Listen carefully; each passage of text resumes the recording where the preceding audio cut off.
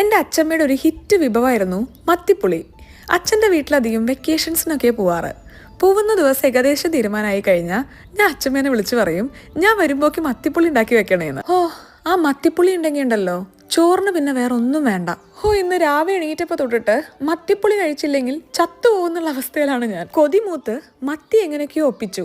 അമ്മേനെ വിളിച്ച് അച്ഛമ്മ പഠിപ്പിച്ചു കൊടുത്ത റെസിപ്പി വാങ്ങി നമുക്കിനി മത്തിപ്പുളി ഉണ്ടാക്കാം. ഒരു 10-12 ചെറിയ ഉള്ളി, ഒരു വെളുത്തുള്ളി, പിന്നെ ഒരു ചെറിയ തക്കാളി, പിന്നെ മഞ്ഞപ്പൊടി, മുളക് പൊടി, ഇഞ്ചി, വെള്ളവും ഉപ്പും ചേർത്ത് വീണ ചേച്ചി പറയുന്ന പോലെ നമുക്ക് മഷി പോലെ അരച്ചെടുക്കാം. ഇനി ചട്ടി വെച്ച് ചൂടായതിനു ശേഷം വെളിച്ചെണ്ണ ഒഴിച്ച് നമ്മുടെ അരപ്പ് ചേർത്ത് പച്ചമണം മാറുന്നത് വരെ നല്ലോണം വഴറ്റിയെടുക്കണം. ഈ മത്തിപ്പുളിക്ക് അതിൻ്റെ ഒരു ചൊടി വരണമെന്നുണ്ടെങ്കിൽ എരിവൊന്ന് മുന്നിൽ നിൽക്കണം. ഒരു 3-4 പച്ചമുളകും കറിവേപ്പിലയും ചേർത്തതിന് ശേഷം നമുക്ക് മത്തിപ്പുളിയുടെ പുളി ചേർക്കാം. വാളംപുളിയാണ് കേട്ടോ നമ്മൾ ഉപയോഗിക്കുന്നത്. ഇനി ആവശ്യത്തിന് ഉപ്പ് ചേർത്ത് ഒന്ന് തിള പൊട്ടിയതിനു ശേഷം മത്തിയും കൂടെ ചേർത്ത് അടച്ചു വെച്ച് വേവിക്കാം. അച്ഛൻ്റെ